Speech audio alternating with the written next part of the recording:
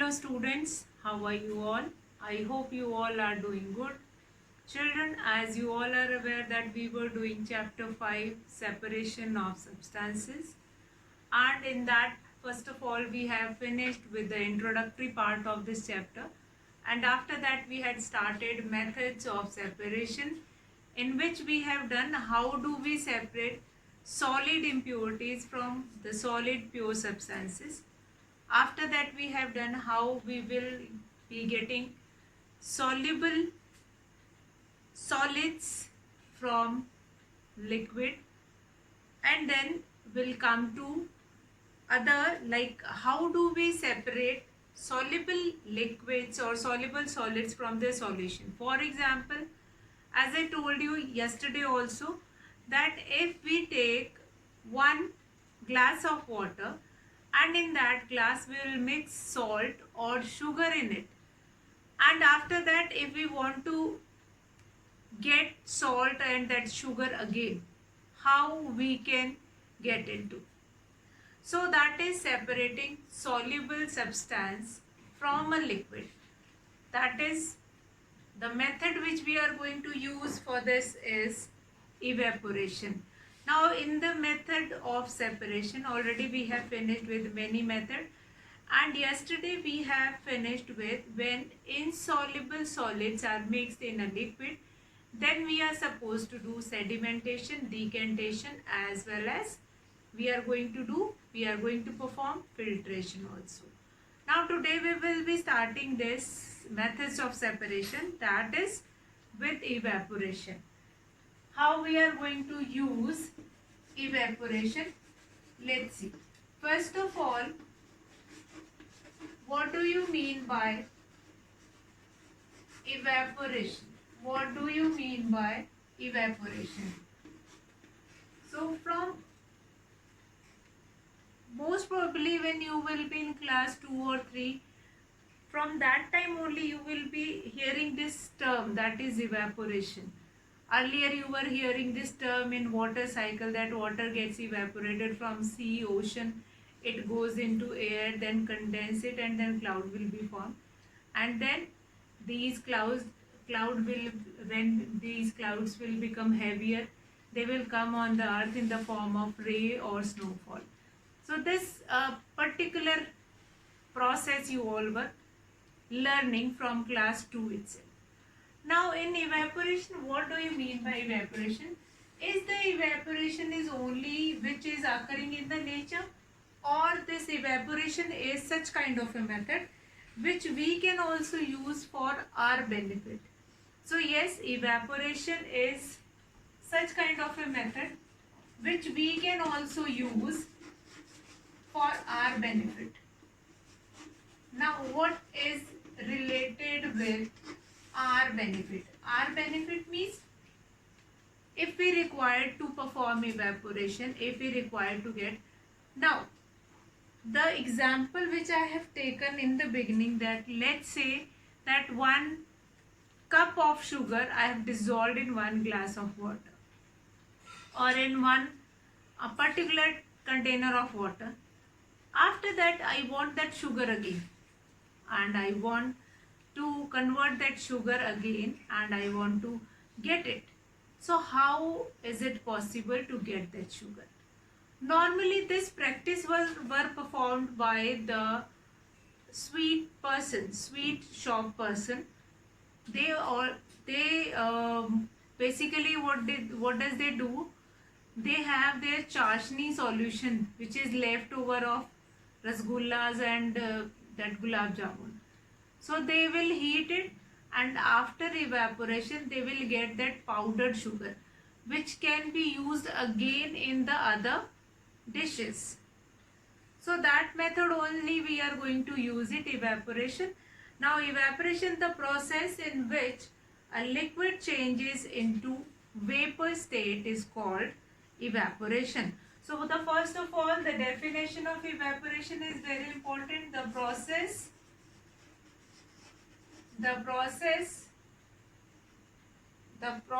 in which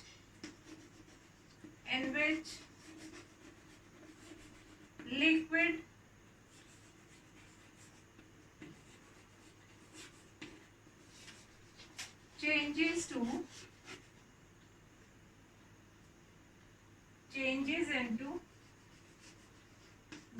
vapor state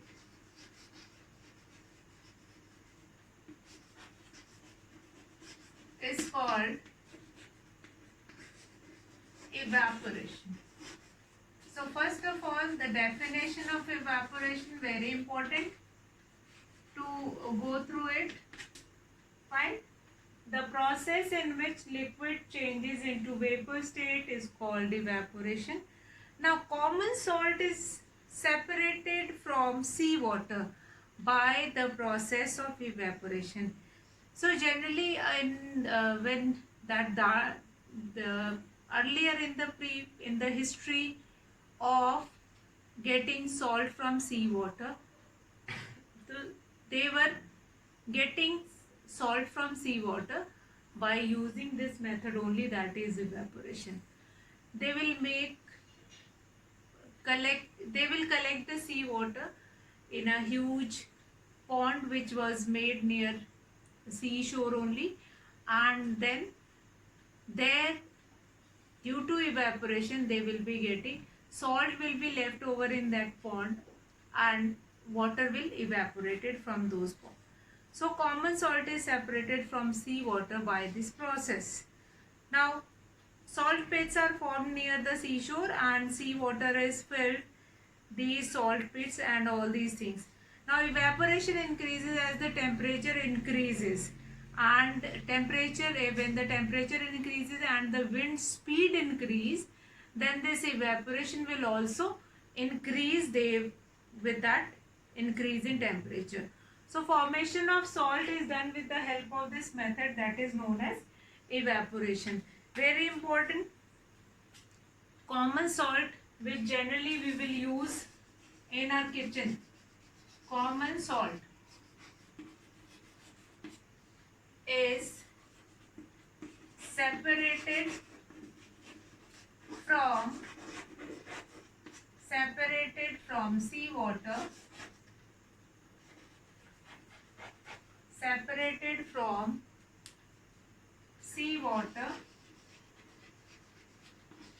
by the process of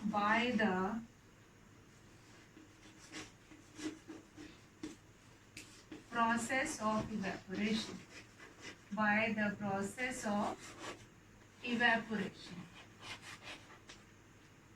So it is very important, this process is very important.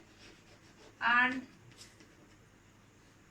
how we can do evaporation at a home also. Generally you have observed evaporation when you are cooking food also, water getting evaporated in the water content or the water which is present in your food item, that will get evaporated, and the food is cooked by the pressure of those things. Now to separate a mixture of salt and water, if you want to attempt this activity at your home, what you can do it, you can take a glass of water and in that you will mix salt. After that, mix it completely. After that, kept that mixture on gas stove, and when that water getting evaporated slowly and slowly, the whole water get evaporated, only salt is remain behind. You can find it out, the tumbler or that beaker or whatever thing you are using for getting that salt or getting that water evaporated, you can see that white line inside that particular utensil. That white line is what? That white line is your salt only. Now this process continues till the time all liquid is evaporated. However, in this method, the liquid cannot be recovered and then lift it. You will observe water drops on the inner surface of the plate. These are formed by the condensation. As I told you that hot water or hot air rises up, but when it will move to or strike to that surface of which is just lying above or surface of a plate, then they will condense over there. When you are cooking meal, you have find it out that one plate which is covered with that kadhai and with that non-stick pan or whatever, when you are removing that plate, you will find it out tiny droplets which are present inside that plate. Since the water evaporated get condensed over there, and you will find it out those water droplet, that hot water get condensed. Now the process of conversion of vapor of a substance in its liquid form is called condensation. So water is boiled in a bottle, a plate you can kept it, and then this observation you can get it. Now this is the whole process of evaporation. By using this process, you can separate a soluble solid from liquid, which is water. So evaporation is very important process. Now we'll come to distillation. Now distillation is a process which is used to separate soluble solids from liquid. Same. But how it happens? Sometimes there are some kind of a soluble solids which are not easy to find it out. It is not easy to separate it. Then we are performing this method of separation, that is distillation. Now what does distillation do? What do we do in distillation to separate soluble solids from liquid? So what we will do it in this?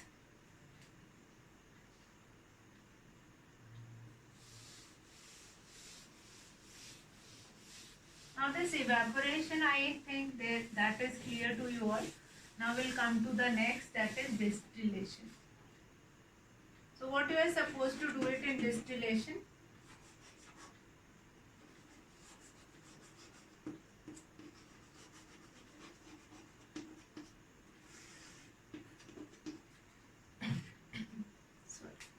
Now in distillation we will be using a whole setup of distillation, and how we will perform that distillation, that we are going to find it out.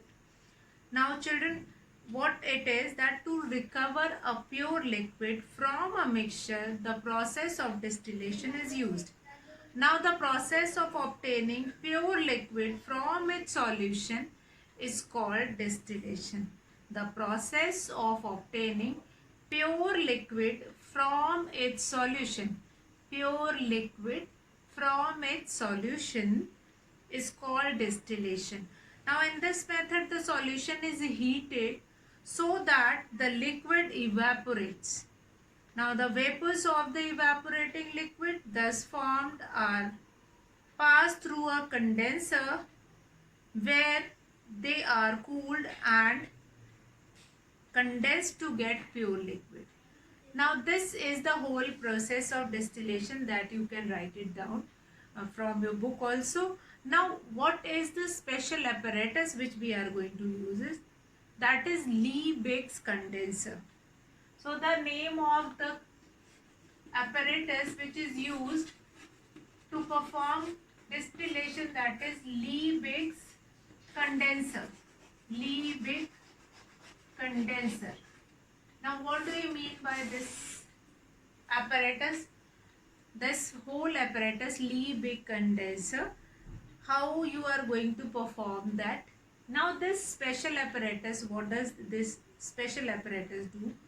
Now in this special apparatus, it will help you, the solution is heated so that the liquid evaporates, and the vapors of the evaporating liquid thus formed are passed through a condenser where they are cooled and condensed to get pure liquid.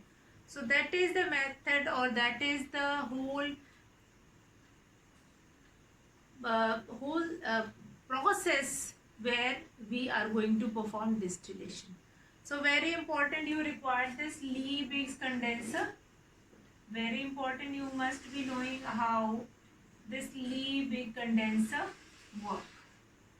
So Liebig condenser work.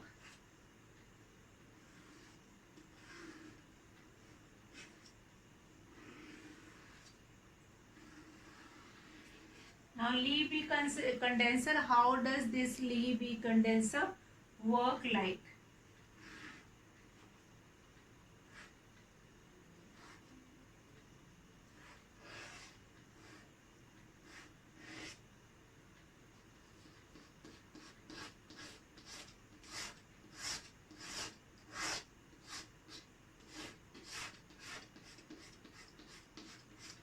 So here we have a spirit lamp. We can take a spirit lamp, and this spirit lamp, and then we have this that is known as Bunsen burner. Bunsen burner, and this is your stand. Stand will be there, which is going to hold your instrument or hold your that particular flask. Then this also you will be having, this also will be controlled by this. Now what is there? Liquid is filled inside it. Liquid means from which we have to get a pure liquid. Now what we will be having now, like Liebig's condenser is used to obtain pure distilled water in the laboratory. Now this Liebig condenser, this complete apparatus you will be getting in the lab. In the lab, this whole apparatus that is easily available to see that. Now what we have here? Now what do we have here? Now a long pipe is tied here. The long pipe is tied here.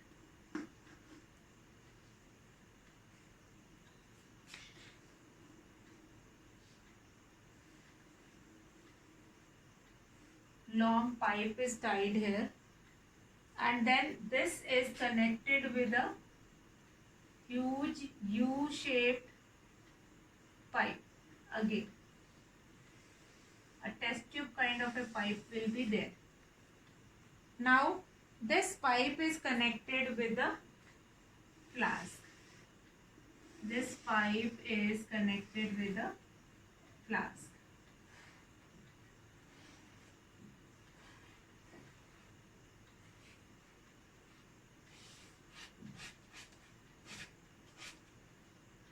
With the flask.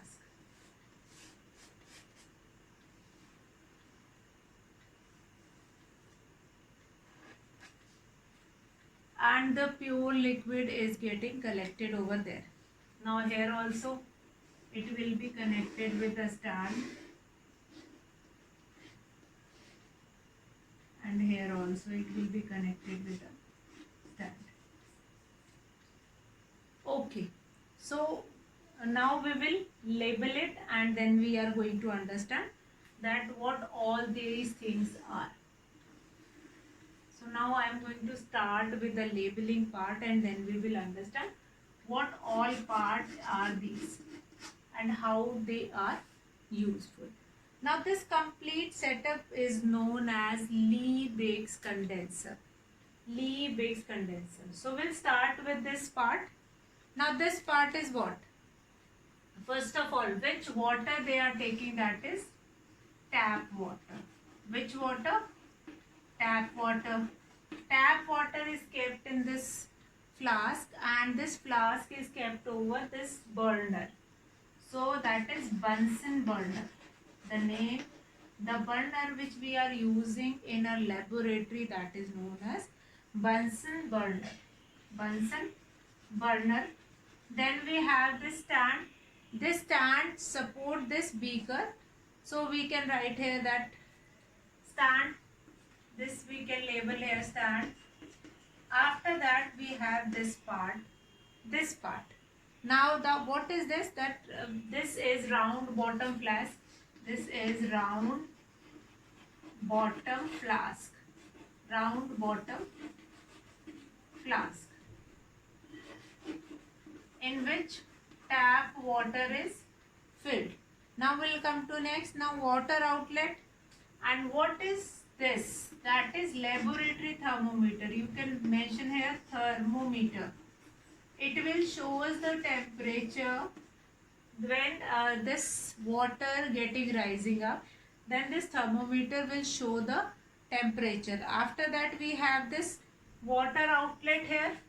We have this water outlet here. Water outlet on one side and on the other side. Now this whole tube, this huge tube is known as Liebig's condenser. Liebig's condenser. And then this is your conical flask and receiver. Distilled water is received here. And one more water inlet is there here, which help to cool down all the process. Water inlet will be here, which help them to cool down the whole process. Fine. Now this is what? Liebig's condenser, and then distilled water, water outlet. This you can mention here, water outlet. Water outlet, and this is your water inlet. Then this round bottom flask, then distilled water. Here the water which we will be getting, that is distilled water. Now children, to get distilled water in this whole procedure, we are performing distillation. Now distillation is done with the help of Liebig's condenser. Now we'll understand this whole process. Now in Liebig's condenser, what happens? Like normal tap water, we are going to take it in this flask, that is round bottom flask. This I have written here, round bottom flask. Now this water is taken in this and it will be kept on Bunsen burner, and this is known as tan.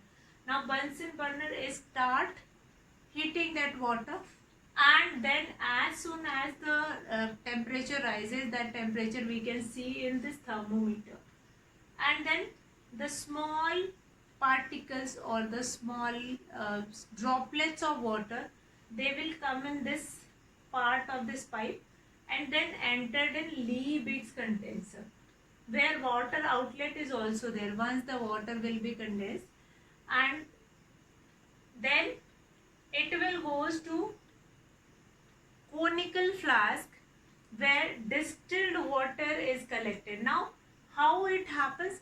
Since water is traveling in this pipe only, so inside that, due to the hot water, that rest of the moisture which is present here, that will be changed it into water, and then that water can come from this water outlet, and then to make those vapors cooler, we can attach that with the tap which can cool that water vapors. And then once the water vapor get cooled, and it will cover this much distance, after that we'll get in the conical flask, we will be getting distilled water. So children, this whole complete setup of Liebig's condenser is there. Now this complete Liebig's condenser is used for what? For getting distilled or water in its purest form, which we are not having here in tap water. So normally this kind of an apparatus you will be finding in your chemistry lab. If you will go in your chemistry lab, you will find it out, this Liebig's condenser, which is generally used to get distilled water. And what is the use of that distilled water? These distilled water is used in our laboratory. In our laboratory as well as in our home also, in inverter batteries. It will increase the life of batteries. So we always put that distilled water in that laboratory, and that distilled water, commercially this distilled water is made by huge Liebig's condenser. The method is same. The method which we have just now we have done, that is same when they are making a huge amount of distilled water by this Liebig's condenser. So this is yet another method in which solids are getting separated from soluble solids can be separated from liquid. Now I'll read it out that what is Liebig's condenser is. And now a special apparatus called the Liebig's condenser is used to obtain pure distilled water in the laboratory. Normal tap water is taken in a flask to which the Liebig's condenser is fitted. Now the flask is heated. The water vapor arising in the flask and reaches the condenser. It is cooled by the cold water flowing through the condenser. Now after condensation, drops of pure water are formed which are collected in receiver pot. Now this is yet another method how we are going to separate soluble solids from liquid. Liquid means from water. So by using sedimentation, decantation and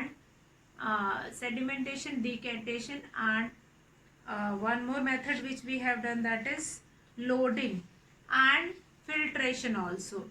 So here another method by which we can perform this distillation, that is your Liebig's condenser. Now Liebig's condenser, this whole apparatus is used for getting distilled water even at our home, even in the laboratory, or in the huge factories also. They were using this Liebig's condenser. Since the life of this Liebig's condenser is very in many years, so we use these condenser. Now the condenser, it is cooled by the cold water flowing through the condenser, and after condensation drops of pure water are formed which are collected in a receiver pot. So this may happen due to heat. That particular liquid can evaporate the salts itself, and after some time they will get condensed, and then they will join and they will be forming, or they were living with each other. So today we have done how to separate soluble solids from liquid, in which we have done separation of mixture into compounds, then separation of a mixture into two liquids, and they are known as miscible liquids and immiscible liquid. Miscible, as we have done in that first chapter, that what do we mean by microorganism or what like that. So the same case, the separation of a mixture of two liquids. So separation of a mixture of two liquids, that will be miscible liquids. Then we have immiscible liquid. How we will be separating miscible liquid as well as immiscible liquid.